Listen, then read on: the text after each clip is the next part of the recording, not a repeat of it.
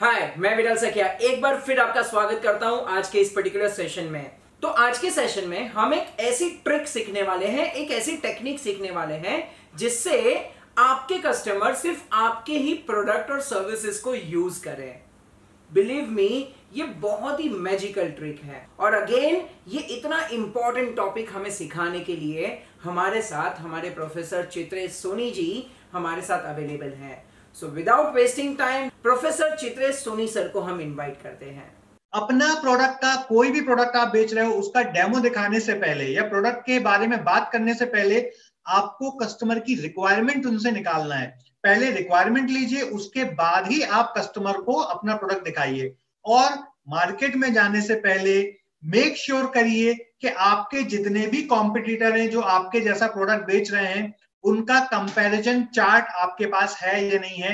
आपको अपने कॉम्पिटिटर के प्रोडक्ट की पूरी स्टडी होनी चाहिए कि यदि आपका कस्टमर आपके किसी भी कॉम्पिटिटर के प्रोडक्ट के बारे में बात करे तो आप उनको सेटिस्फाइड जवाब दे सको, आप उनको राइट जवाब दे सको। मान लीजिए मैं एक इंटरनेट सर्विस प्रोवाइडर हूं और मैं 10 जीबी देता हूं और मेरा कॉम्पिटिटर 12 जीबी देता है। तो जब मेरा कस्टमर मुझसे बोलेगा सर आप 10 जीबी दे रहे हो और आपका कॉम्पिटिटर 12 जीबी बोल रहे हो, तो आप कहोगे सर आपने बिल्कुल ठीक बोला, वो 12 जीबी दे रहे हैं, पर सर हमारी जो स्पीड है वो आपको 10 जीबी के में भी इतनी अच्छी स्पीड मिलेगी जो वो 12 में भी नहीं दे पाएंगे। और देखिए, जब स्पीड रहती है तभी आपको इंटरनेट यूज करने का फायदा होता है, यदि स्पीड नहीं होती है तो आपको यूज करने का कोई फायदा नहीं होता है। सो आपके पास ऐसे सारे आंसर तैयार होने चाहिए। इसके बाद जब भी आपका कस्टमर आपको कोई ऑब्जेक्शन देता है, बहुत सारे ऑब्जेक्शन आएंगे और फील्ड में ऑब्जेक्शन आना ही चाहिए। जब आपके पास ऑब्जेक्शन आ रहे हैं उस समय आपको एकदम ठंडे दिमाग से आपके ऑब्जेक्शन को हैंडल करना है। और यदि तुरंत में आपके पास कोई सवाल का जवाब नहीं है तो कोई बात नहीं, उसको पार्क कर दीजिए, थोड़ी देर के लिए पॉज ले लीजिए, उनके सारे ऑब्जेक्शंस को पेशेंसली सुनिए, केयरफुली सुनिए और थोड़ा पॉज लेके सामने वाले को जवाब दीजिए, जिसमें फील होता है कि कस्टमर ने जो आपको सवाल बोला है, कस्टमर ने जो क्वेरी रेस की है वो आपने सुना है और सोच के जवाब दिया है। तो जब भी आपके कस्टमर कोई भी ऑब्जेक्शन लें तो इट मेक श्योर कि आप तुरंत इंस्टेंट प्रॉम्प्ट जवाब मत दीजिए, आप थोड़ा सा सोचिए।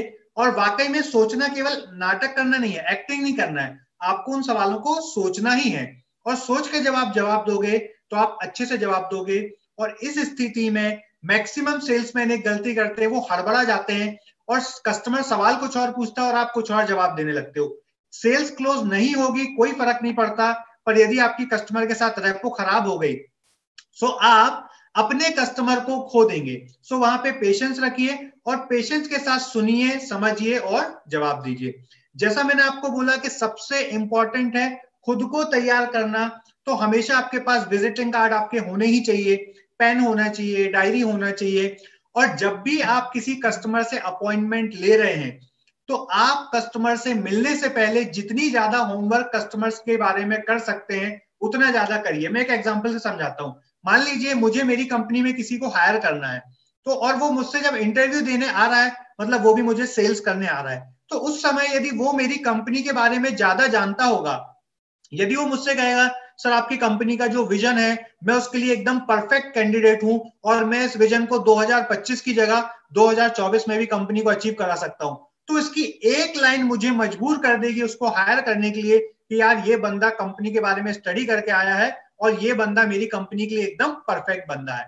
सो आपको ध्यान रखना है कि आप जिनसे मिलने जा रहे हो उनके बारे में ज्यादा से ज्यादा आप इंक्वायरी कर सको, ज्यादा से ज्यादा रिसर्च कर सको। इंटरनेट पे भी रिसर्च करिए, अपने पावर ऑफ इन्फ्लुएंस का यूज करिए। मतलब यदि किसी कनेक्टिंग व्यक्ति ने आपको मिलवाया है तो आप कनेक्टिंग व्यक्ति से पूछिए, उनके बारे में ज्यादा जानकारी निकालिए, या किसी इन्फ्लुएंसर पर्सन से आपका वहां काम हो सकता है तो एक सिफारिश जरूर लगा दीजिए। ये सारी चीजें सेल्स में बहुत काम आती हैं, पर सिफारिश कब लगानी है, कैसे लगानी है, वो भी आपको कला आनी चाहिए। इसके बाद कोशिश कीजिए आप कोई सेल्स करने जा रहे हैं तो डायरेक्ट आपका अपॉइंटमेंट डिसीजन मेकर के साथ हो, क्योंकि जब डिसीजन मेकर के साथ होता है तो ज्यादा बेहतर काम हो पाता है बजाय थर्ड पार्टी के। और हमेशा एक बात का ध्यान रखिए, यदि आपका प्रोडक्ट प्रेजेंटेशन 15-20 मिनट का है तो आप मिनिमम 30 मिनट से 45 मिनट का टाइम लेके जाइए, क्योंकि यदि आप प्रॉपर टाइम लेके जाएंगे तभी आप प्रोडक्ट का सही डेमो दे पाएंगे और यदि प्रॉपर टाइम नहीं होगा तो आप प्रोडक्ट का बहुत अच्छे से डेमो नहीं दे पाएंगे। और एक ऑब्वियस सा क्वेश्चन है, बहुत सारे लोग बताते हैं कि ड्रेसिंग सेंस अच्छी होनी चाहिए, आपकी लुकिंग अच्छी होनी चाहिए।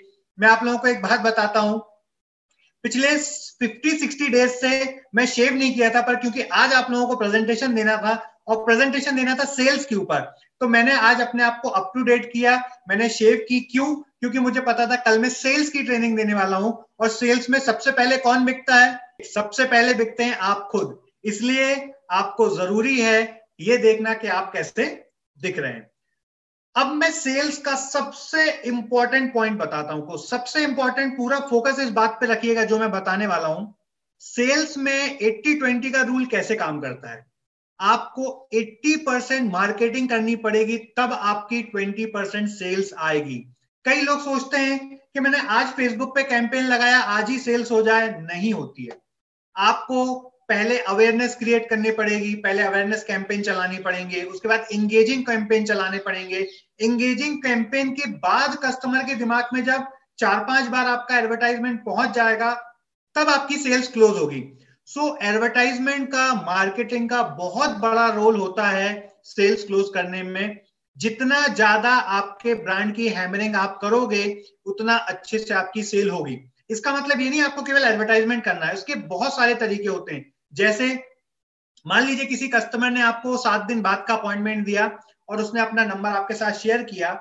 आप 7 दिन में हर दिन अपने एक यूएसपी को या उसके काम की किसी चीज को, जिस चीज की उसको रिक्वायरमेंट है, उसको अपने प्रोडक्ट से कनेक्ट करके उनको एक छोटा सा मैसेज भेज दीजिए, good morning sir, we are very happy to have appointment of your company and we are providing this solution and these solution are very useful in your marketing part या in your implementation part या in your process part। हमें mention करना है कि आपका product कहां पे useful हो रहा है। सो आप दो चीज, इस 80-20 रूल से दो चीज समझ के रखिए। पहला, आप दिन में 10 लोगों से मिलेंगे तो 10 के 10 क्लोज कभी नहीं होंगे।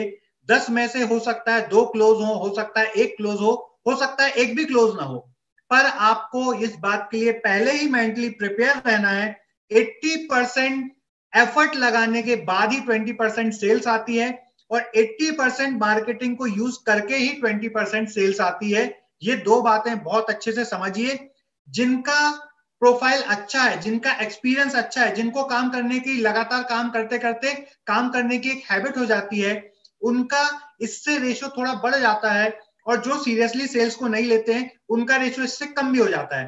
पर आप एवरेज मान के चलिए 20% आराम से आप सेल्स कर सकते हैं। मतलब यदि आप 100 कस्टमर से मिल रहे हैं तो 100 कस्टमर में से 20% के हिसाब से 20 कस्टमर आपके सेल्स क्लोज में हेल्प कर सकते हैं और वो आपके फ्यूचर में कस्टमर बन सकते हैं।